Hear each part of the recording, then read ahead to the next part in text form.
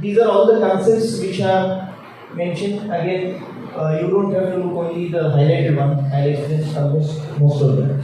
The first word, what is the full form of this? Corporate social responsibility. We all know that, right?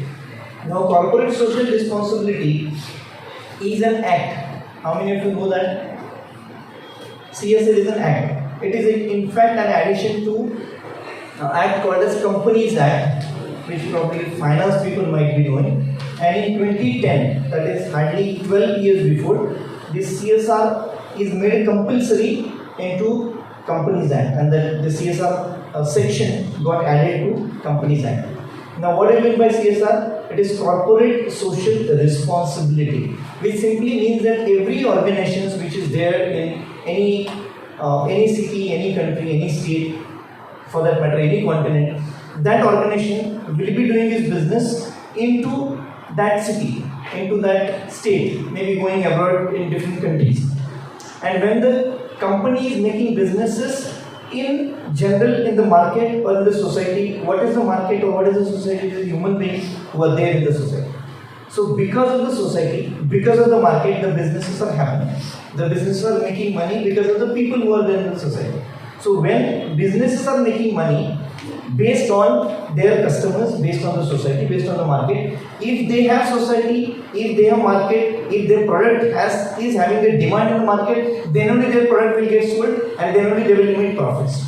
So in short, their product is getting sold in the society, and because of the society, they exist. I repeat, because of the society, because of the market, the organizations or companies exist. If the market is not there, they will close down at any point of time. So because they exist because of the society, they are supposed to give back to the society social responsibility. Because if society doesn't exist, their business won't exist. So they go back, they are expected to give back to society because of them they are existing, because of their businesses are there. But then is it necessary that they should do some kind of social work? By law, it was not necessary earlier. But in 2010, as I said, the Act came and it made it compulsory for all such organizations to do the social work compulsorily. So though corporate social responsibility C stands for corporate, in jokingly we always say it is compulsory social responsibility. But that is the real meaning of corporate social responsibility. You are made, and that organization is made to compulsorily do a social work. Why? Because society has given you the business, so you owe back to the society. And that compulsory social work is supposed to be done only by those organizations, not by all the organizations, which are fitting in the criterion of CSR. Now, what is the criteria for CSR? There are three criteria mentioned in Companies Act. One is the company which is having 5 crore rupees and more than that turnover. Second is the company which is having 500 crore rupees of a turnover. And third is the company having 5,000 rupees of net worth or above. So your company, any company which is fitting in this particular criteria, they are supposed to do a social work of how much amount? Only 2% of their average profit of last 3 years. 3 years means last financial 3 years. So 2021 is ending. So going back 2020, this is 21-22, 2021 and 19-20. So considering those financial 3 years as average profit, 2% of only that, which is a very small amount. If your profit is going to be in crores, 2% of it may be somewhere in lakhs. But then for that company, it is a very small amount. So only 2% they are supposed to compulsorily invest in social work. Now, what kind of social work? Again, Companies Act will give a schedule of 10 different items. And if those items, the work which is related to the societal or social responsibility work, if it is fitting in those 10 schedules, then only it is said to be the social work. And compulsorily, it is made that the companies have to do a social work of 2% amount every financial year. This is made compulsory. The act is made because the companies were not doing it earlier. They were not understanding that because of society, because of market, their businesses are existing. Again, I always give the examples of Tatas. They have been doing CSR long before when they established 1934 or somewhere in that. Every year, Tatas develop from hundreds of villages across India, and they have till now they have developed thousands of villages without they were asked to do a compulsory CSR. And since last maybe around 70-75 years, every year they do take 100 villages as Their responsibility, they develop the villages as far as roads are concerned, basic amenities such as water supply, electricity, then pumping water, etc. Then health facilities provided to the villages. And thousands of villages across India they have developed, and some other countries as well. As a CSR, because Tatas are said to be one of the best organizations, one of the most ethical organizations, where they understand that because of people we are existing. If people are not there, if market is not there, if customers are not there, I don't have any business for me. So I have to give back to the society. From that perspective, CSR has come out. Avoid recognition and punishment, positive and negative motivation. Now, do you have this essentials of psychology subject given to them? Now, there is a concept in that subject, essentials of psychology for managers. Right from school days, even when you become an adult, there is a theory called as cognitive learning theory.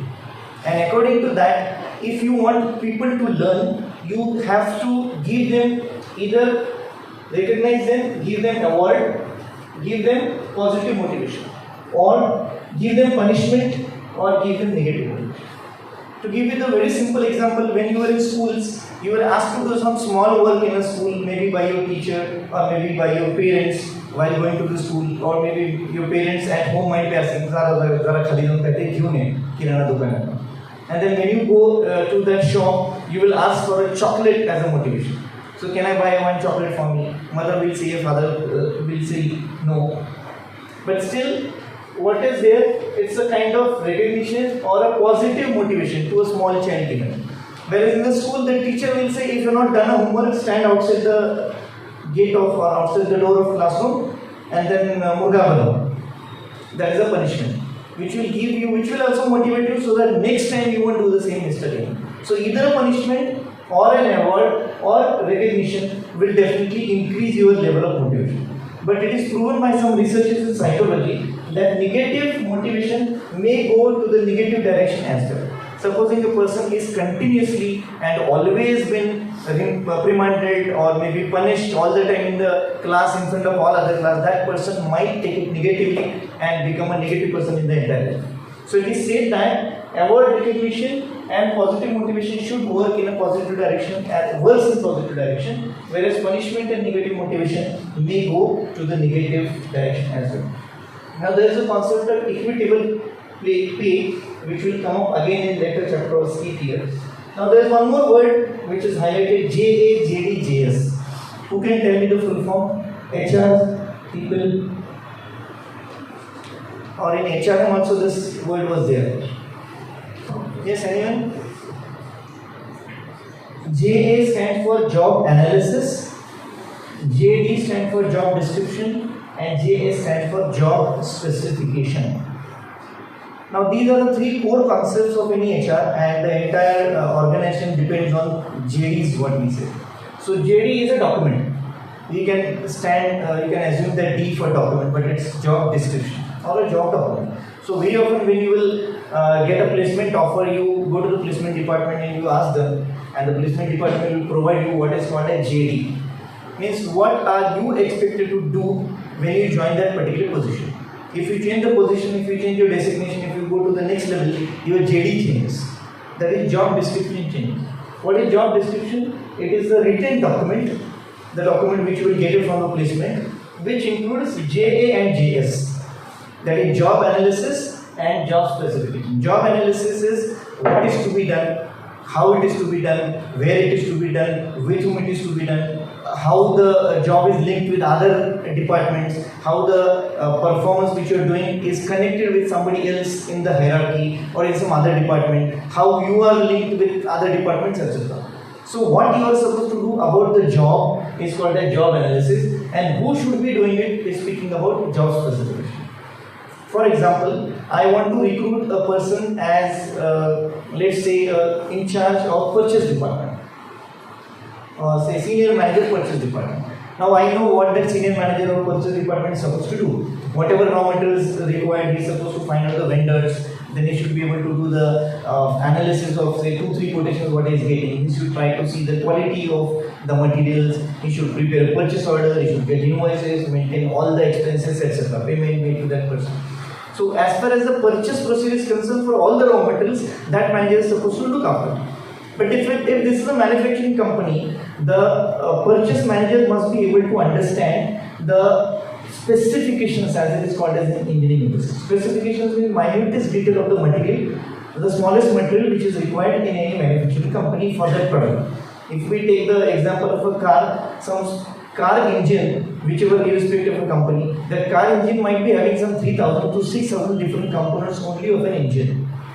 So if those many number of components are there, each smaller component must be understood by that purchase manager. So ideally, as per the job specification is concerned, in a manufacturing company and in a car manufacturing company as an example, that purchase manager must be an engineer. If you ask the business or Bachelor of Arts person there who has learned all poems and philosophies and novel, he won't be able to understand anything which is about the machine. So we have to have the person who is an engineer. So engineer with an experience of working in manufacturing industry, then a person who has worked in car manufacturing industry will be given preference. Minimum experience of 10 years is required. Minimum experience of working in a car manufacturing industry or automotive industry, 5 years experience of required. Minimum experience required in this position of 3 years, somewhat like that. So whenever you speak about the person, that is called a job specification. And what he is supposed to do? Job analysis, put both the things together, you make a document called as JD. So when a JD for your placement comes to you, it will mention all those things along with what are the expected things of you. Supposing you have taken business analytics as a specialization and a company is recruiting analyst role, they will be asking that a student who is applying for this particular position must have a hands-on experience or at least an exposure to Tableau. You will ask me what is Tableau. Maybe Python, R, at least these words you might have heard. I have also heard the name. I only know Tableau, but the rest all other I don't know. Python, R, I have not heard. SPSS I know, Tableau I know, then HR Analytics I know.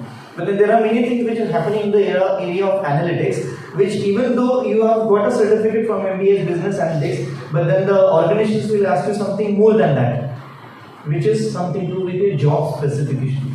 That's why I don't know whether you have that policy or not, but in our institution we have made mandatory for all the students to do 3 courses before they go for placements, add-on courses. So analytics people will do all this Python, R, Tableau, whichever they like. Then operations supply chain people will do project management and similar kind of thing. Marketing people will do digital marketing. Financial people will do some fintech or maybe advanced tally or GST or some such kind of things. HR people will do analytics. So somewhat like that. Because why? Nowadays JS is becoming more and more complicated because the more and more you are advancing with the technology, the more and more changes are happening in the industry. Whatever you are using today becomes outdated tomorrow. I remember earlier there was it was when the computers came, I remember that time there was a joke published that one person is unboxing the computer which he is delivering to somebody, he is sitting in that cabin and he is removing the packaging.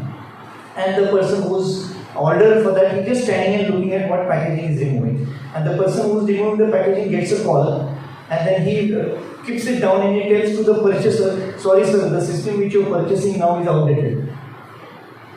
So the things are changing so fast that the systems you are purchasing right now will become outdated. Why do you people need to change your handsets after 6 months or maximum 1 year? By that time also, your handset or the probably apps, then capacities and all other features, specifications of your handset will become outdated. Why? Because that much amount of changes are happening in the industry. So JS and JA are changing to direction. So you have to be very much in pace with whatever is happening in the industry. So you have to keep on doing extra than what your organization or MBA institution is providing. Apart from your daily routine, I know it is very difficult.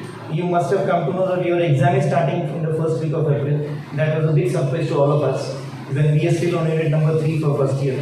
Fine. Still, we have to listen to what university says because there is a very wise saying in Marathi which says "Satya Pura Shampan Salat Nahi." So whatever university says, you have to obey. So remaining unit number 4 and 5 will hurriedly complete it. But anyway, you also know that it is very much easier. University also knows that you will be anyway very intelligent people. You will get 9 CGPA anyhow.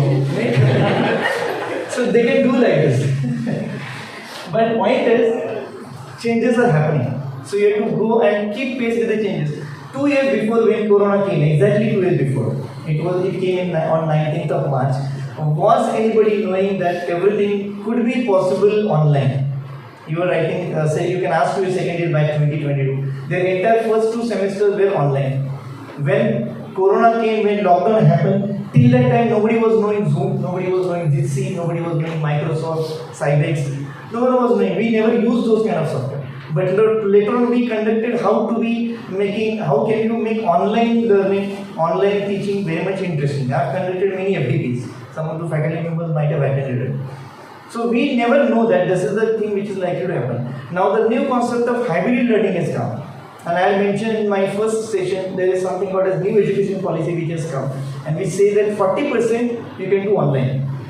40% of your syllabus you can do online. 40% of your syllabus you can do from other institutions, not from BYPMI. You can come to my institution, you can go to some engineering college, you can go to some music class, you can go to some sports school, and you do whatever you want. 40% of that you can do out of your syllabus. Point I am trying to tell is that the world is changing. Gone are the days when there was a traditional kind of system, there used to be merit list and all those things are not there. Whatever you are expert in, that must be shown to the interviewers, because interviewer will be selecting only one person out of 10 who opt for that. Why that one person gets selected? Because that person has got at least one age over you. So you've got something extra than what you don't have, and then only that person gets selected. Work decides the culture and not the birth. There's one verse coming up in the next slide. You have to have a perfection in action. Action and inactions means do's and don'ts. There are certain systems, there are certain procedures where it will be very clearly mentioned that these are the steps to be followed. Take care that following things should not happen. I remembered a very funny incident immediately just now. Again, a movie which I mentioned earlier, Dhamal was a movie. When, I don't remember the name of that actor, but his father was Asrani and they drive a small plane, customized plane, like 2 people can say. And then he gets stuck up and he calls up that call center. And the person, he says, "आपको एक लाल button दिखाई दे रहा है? हाँ दबा दिया, नहीं दबा." Okay. So you must know what you should do. You must know what you should not do. So there are many do's and don'ts in whatever you do and whatever procedure you are supposed to follow, which may be, rather which are standardized, and those must be followed.